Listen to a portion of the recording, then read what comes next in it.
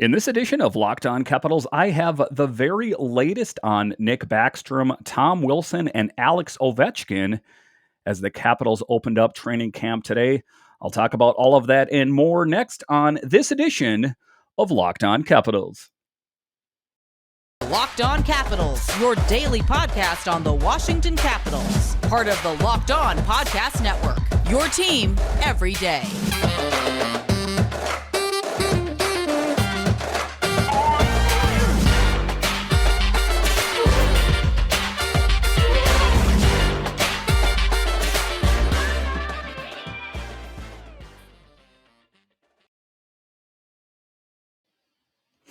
Well, hello and welcome into this edition of Locked On Capitals. I'm so glad you decided to join me today. As always, this podcast is free and available on all the major platforms, and I want to thank you for making this your first listen or view of the day. Yes, this podcast is also available in video form, so head on over to YouTube and check it out. And when you're on YouTube, make sure and hit that subscribe button. And if you like the videos, give it a thumbs up. It really helps grow the channel. My name is Dan Holme. You can find me on Twitter. It's at DanCaps218.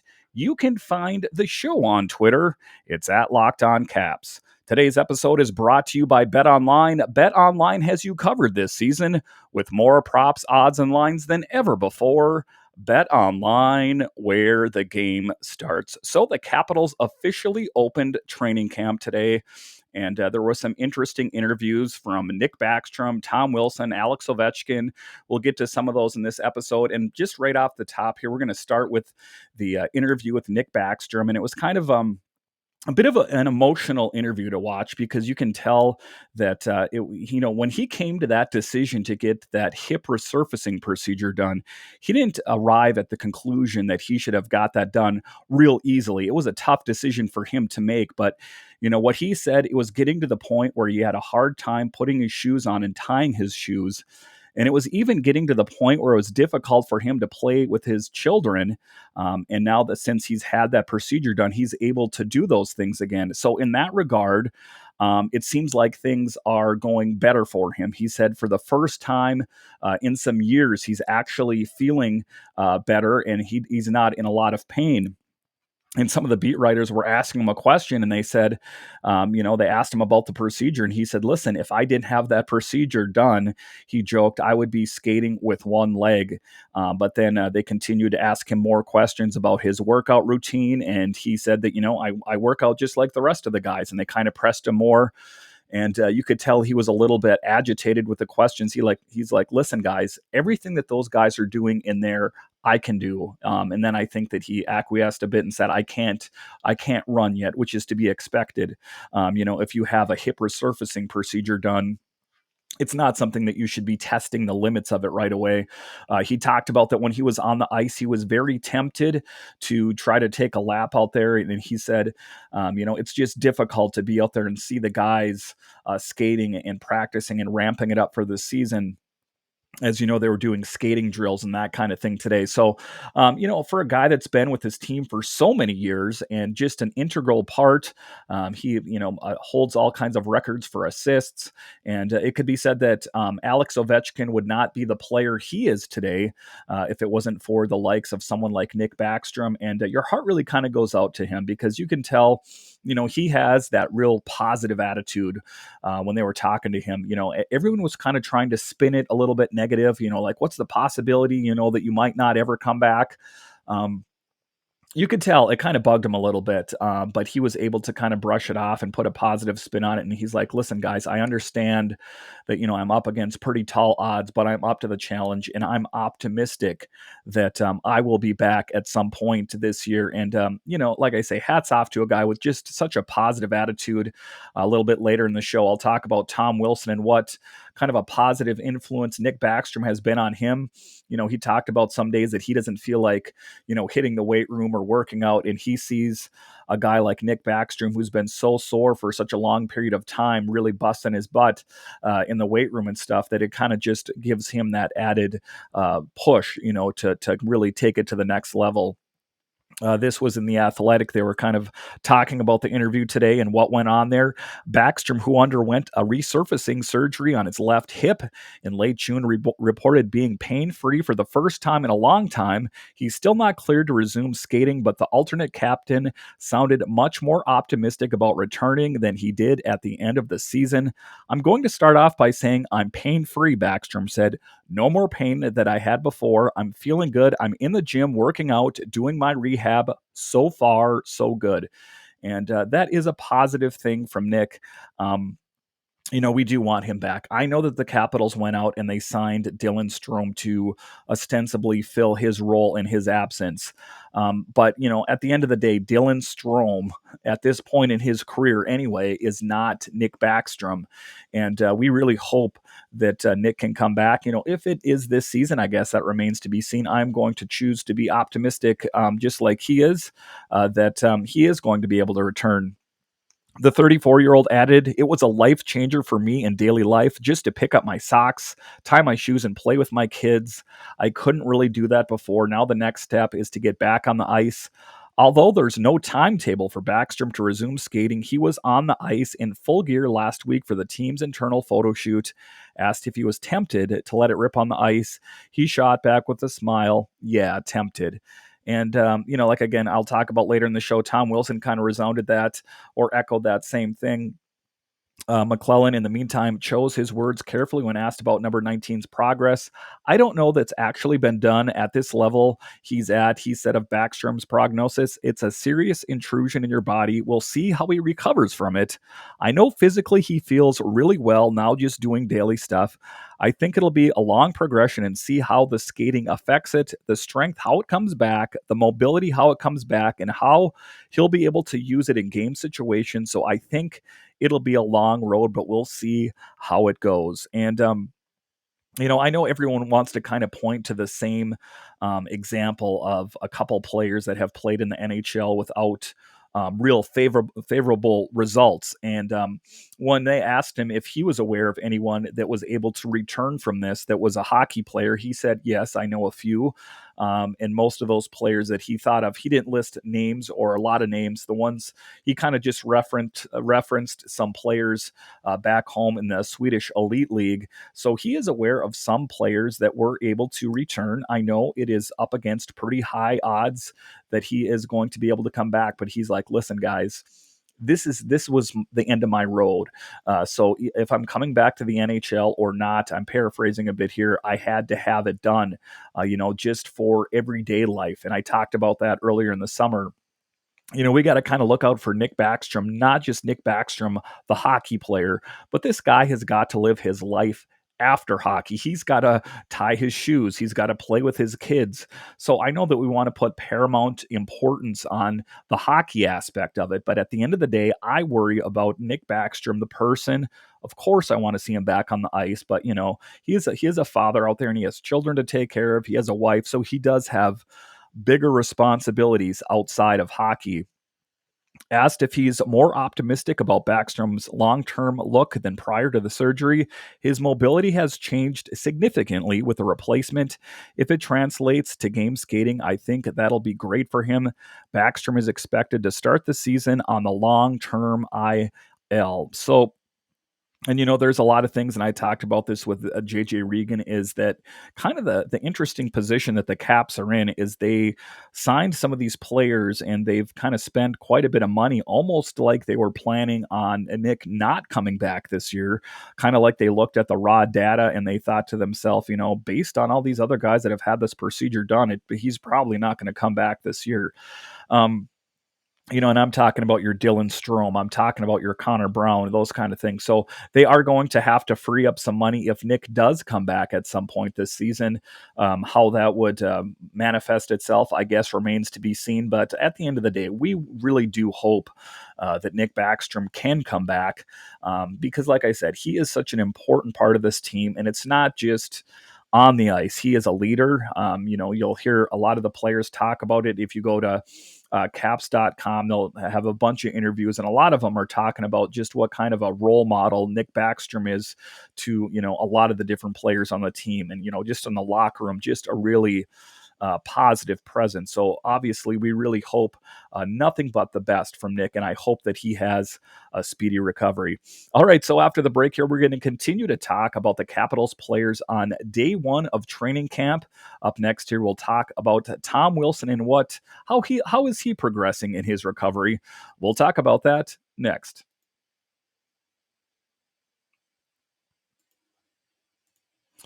BetOnline.net is the number one source for football betting info this season. Find all of the latest player developments, team matchups, news, podcasts, and in-depth articles and analysis on every game you can find. And as always, BetOnline remains your continued source for all your sports wagering information with live betting and up-to-date minute scores for every sport out there. The fastest and easiest way to check in on all your favorite games and events, including MLB, MMA, boxing, and golf. Head to Bet Online or use your mobile device to learn more about the trends in action. And now that the NFL season is going in full swing and the NHL season will be starting soon, Bet Online is the perfect place to get all your information and betting needs. So go to Bet Online where the game starts.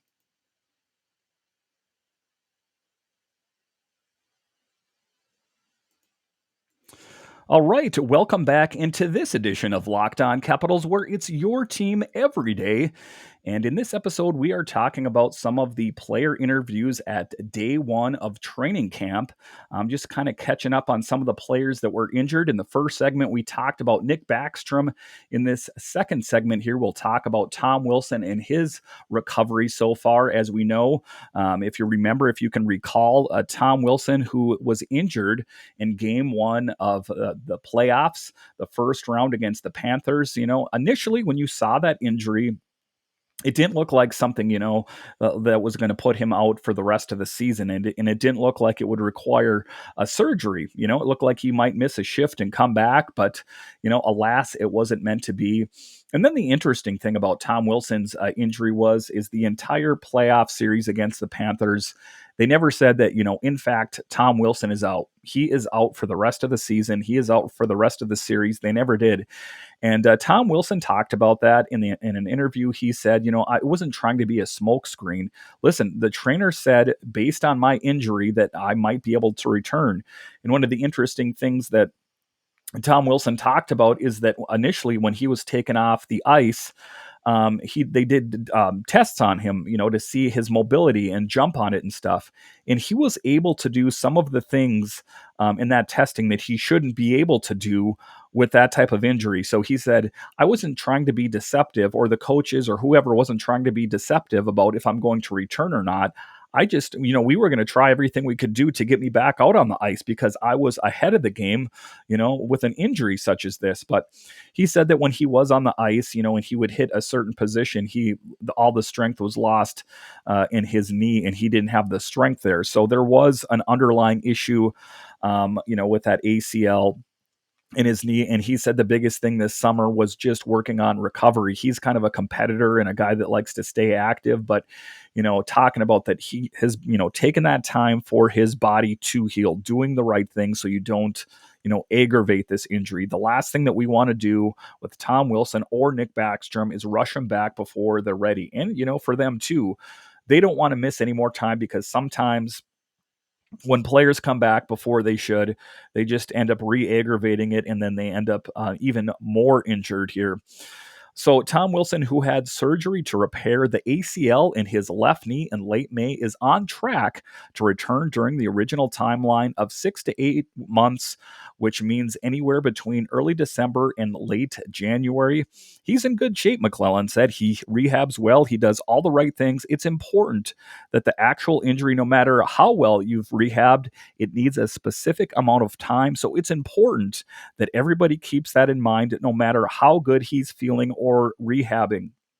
And that was one of the things that Tom Wilson wanted to point out is he goes, I don't want to put a timetable on this because it's not going to be until around December. So there's no point in September about guessing about when I'm going to come back.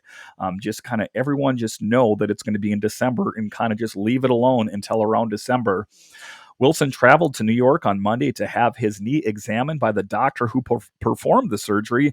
Everything checked out okay, and Wilson acknowledged being ahead of schedule, but he echoed McClellan's sentiment after differentiating between feeling good and being fully healed. It's one of those things where you can be ahead of the schedule and still need to wait, Wilson said. It's kind of weird mental one that way because you've got to let the injury heal itself. And just like the science and the research and everything on all the stuff is saying, you've just got to wait and do it once. And again, you don't want to push it. You don't want to go too soon.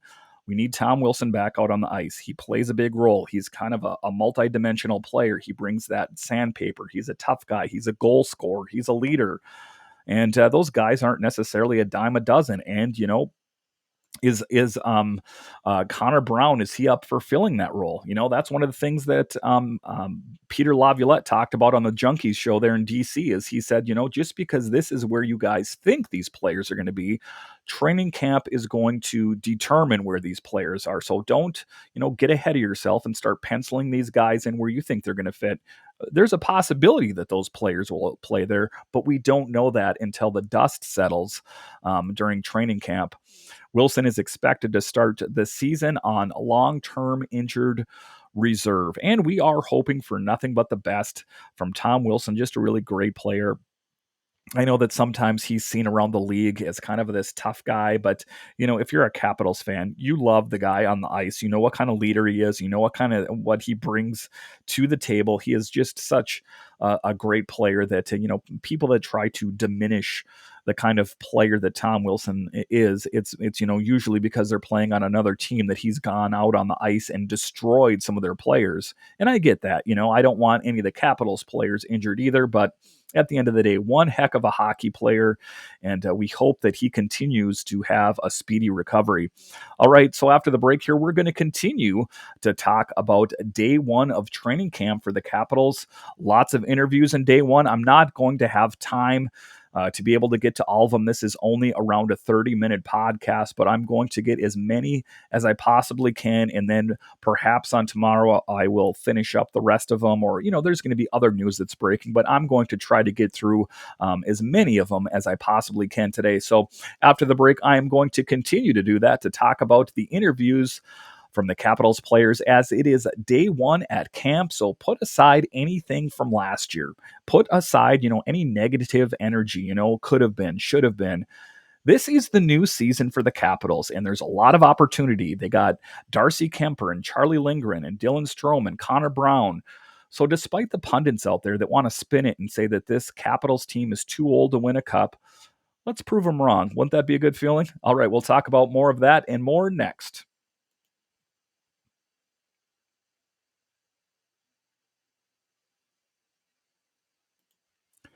All right, welcome back into this edition of Locked On Capitals, where it's your team every day.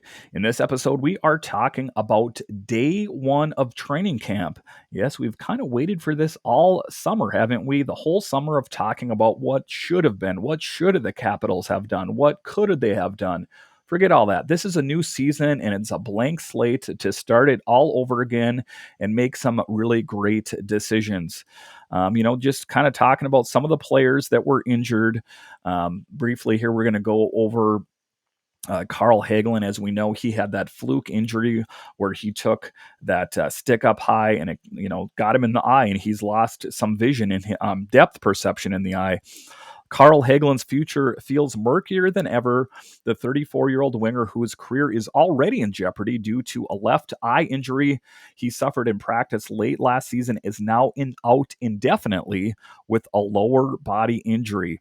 It's still improving, so it's inconclusive at this point where he's at. McClellan said of Hagelin's eye before addressing the other injury, he'll have some time here because of the other things going on to heal and see where he goes. McClellan added, it's been an issue that's lingered, that he's played with and has got worse as time's gone on. And it's a bad point right now. Like Backstrom, Wilson, and Hagelin is headed to the LTIR. And, kind of the tough thing about these players is, they play with a lot of pride, of course, is to want to kind of live your life and play your hockey career on your terms.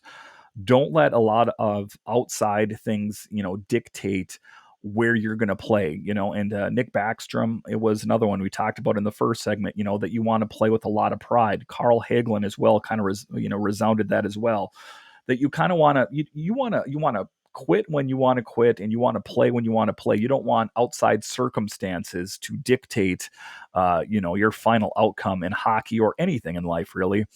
TJ Oshie revealed that he had a core muscle procedure done shortly after the end of last season. As a result, he also did not participate in the grueling skating test on Thursday. He is, however, expected to practice fully on Friday and be available for opening night, October 12th versus Boston. It'll be online, ready to rock, he said. McClellan called holding Oshie out of the annual skate test precautionary. And, to have Oshie say that I'll be on the ice, on a line, ready to rock, that's a good sign because, he is another great player, a big, important piece of this Capitals team, and a great player, but just another positive guy out there. If you listen to any of the Capitals player, he's a lot of fun to be around. And, he brings a lot of the intangibles to the game. And it's always good to have TJ Oshie out there because he does have such a high hockey IQ that it's good to have him out there. And then next, Alex Ovechkin. Alex Ovechkin, of course, the key piece to this Capitals team success, the captain of your team, who turned 37 earlier this month, needs 22 goals to pass Gordie Howe for second place all time. Last year, Ovechkin scored his 22nd goal in mid-December en route to a ninth 50-goal season. It's wild, John Carlson said. It's one thing to lead the league in scoring year after year, but now it's like, Jesus, we're talking real stuff now. Ovechkin, though, was quick to tap the brakes on the second all-time talk. Let's wait, he said. I can't score 21 goals in one game. And that's true. I mean, you don't want to get ahead of yourself. I ultimately do think that Alex Ovechkin will pass Gretzky at some point in his career. I know that there are some certain circumstances out there that could prevent that. Of course, if he sustained a major injury or something of that nature, of course. But we can't all think negatively. What if he breaks his leg, or what if he screws up his knee? I do think that ultimately Alex Ovechkin will be the all-time goal leader when it's all said and done, and I don't think anything is going to change my mind about that. One of the other interesting things is when they asked Brian McClellan about the status of Peter Laviolette in the future with the team, after this season, he didn't really commit to, if he is going to keep him or sign him. I think that, he was just kind of talking about non-committal. And, I think that that is a good approach to take because say for some reason this Capitals team tanks again, say they make another first round exit, or say something crazy happens and they don't even make it into the playoffs. I mean, you don't want to commit too early to a coach, and I hate to say it, I talked about all summer the coaching carousel, but let's face it, it's a win it business. And if you want to keep butts in seats, then you need to win games. And this Capitals team is going to have to win these games to keep the butts in the seats in DC. And most of the time it's sold out in DC all the time, and they want to keep it that way.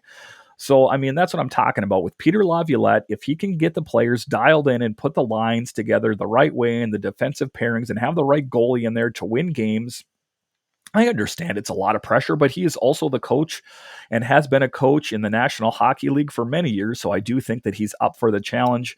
And, just taking a look back on last year, and, people are already kind of starting to talk negatively about Peter Laviolette, not me. I think he's done a good job. I think he's done well under the circumstances which he's been presented. There are certain things that you can't control. And I think that, what I've seen him done, and has done so far, I think that he's done a good job. There's not a lot of things that I would change about Peter Laviolette's approach. Laviolette took note of how Ovechkin appeared in day one. He looks great, the head coach said. You wouldn't know the difference from my time here, from when I got here, and the way he looked now. The skate test, he knocks it out of the park and comes into camp in great shape. That is just a credit to him and the way he trains and what he puts into it and how much this means to him. And, he does. He always does knock it out of the park. But, he is looking, pretty old for his age. The gray hair is really coming in, and you're starting to see the age in the face there a little bit. And, time has affected us all. And, I can't say anything diminishing about him. I'm 45 years old myself. So to say anything negative about him would be kind of an interesting move on my part. But he is doing a great job out there for the Capitals. And, I see him scoring. Is he going to score another 50 goals this year? I'm not going to bet against him. I'm not going to say that he can't do it just based on his age. Now that he's 37, I'm not going to say that he can't score 50 goals. Because if you had asked a couple years ago when he struggled or had that little bit of dip in there, is he ever going to be a 50 goal scorer? Most people would have said no. There's no chance he's got that anymore. So don't ever sleep on Alex Ovechkin. He's going to prove you wrong every time. And I do see bigger and better things and a possibility. I'm going to just say it right now. On the first day of training camp, I do think there's a possibility that, yes, at 37, he could score another 50 goals. So I'm kind of putting my statement on that right now.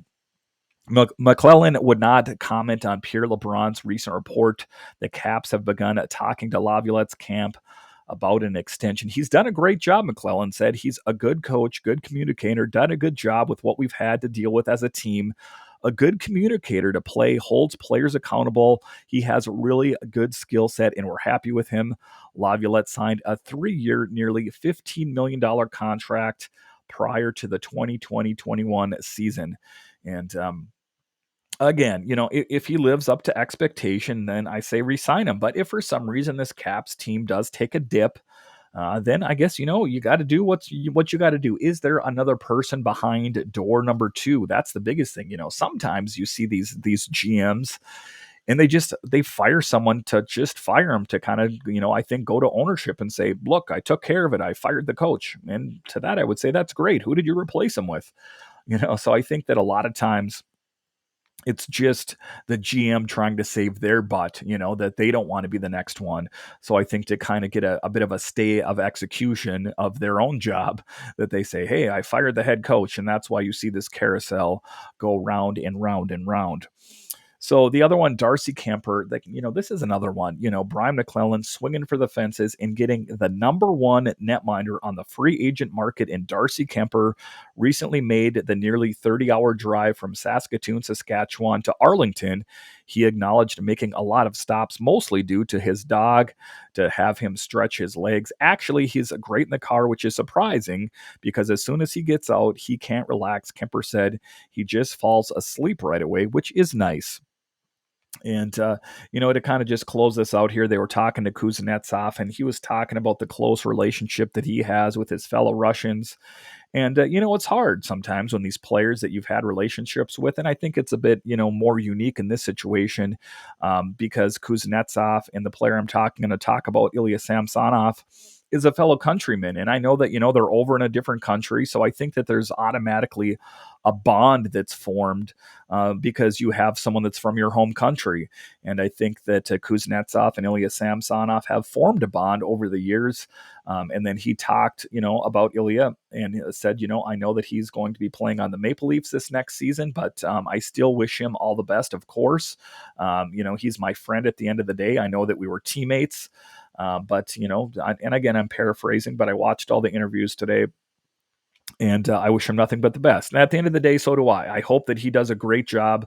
I was reading an article preparing for this show, and they were talking about Ilya Samsonov, who, according to him, had many multiple-year offers out there on other teams, but he chose the Toronto Maple Leafs because the owner said that, we're really going to try to make a push for a Stanley Cup win, and we want you to be a piece of that. And, why don't we, sign you to a 1-year deal and kind of take it from there? And according to Ilya, that's the way things went down. And again, it's kind of a pressure cooker up in Toronto. How is he going to perform being under the microscope all the time? I guess that remains to be seen, but it is Hockey City. And if you know one thing about Toronto, they love hockey up there and they love their players there. So I do hope that he is able to handle the critical media up there because, Toronto, here's what I'm going to say just to close the show. And I know that this is a Capitals podcast, but The Toronto Maple Leafs on paper seem like they would win many cups, many Stanley Cups, but what is always their Achilles heel? Goaltending every single time. Because if you look at the lines out there, you got your Nylander and Marner, and just the list goes on that team. On paper, it looks kind of like the Edmonton Oilers. It looks like they should be a slam dunk every year, but kind of like the Oilers, the Achilles heel is the net minding on those departments. So if anything could be learned, let's bring this back to the Capitals here to close it out. Is that the Capitals? They have the great goal scoring and Ovechkin out there, and they have Kuznetsov and Wilson when he's healthy, and Backstrom, and just all these great players and great defensemen. And now they solidified the one thing that those teams lack: netminding. The Capitals went out and picked up Darcy Kuemper, number one, draft pick, or excuse me, number one free agent last summer. Picked him up, and a lot of people are like, no way the Capitals are going to get Darcy Kuemper. Well, they did, and they signed him. And, on paper, it looks like the Capitals are in a good position. Then they also went out and signed Charlie Lindgren, or Chuck, everyone's calling him. So I do think that the Capitals are in a good position to do great things, despite what all of the talking heads say out there. Thank you for making Locked On Capitals your first listen every day. Now make your second listen Locked On NHL. Locked On experts give you a daily 30-minute podcast on all things NHL all year long. Stay up to date on everything in the hockey world. Locked On NHL, your daily 30-minute NHL podcast. So, once again, thank you for joining me on this edition of Locked On Capitals, where it's your team every day. My name is Dan Holme, and I'll talk to you again next time.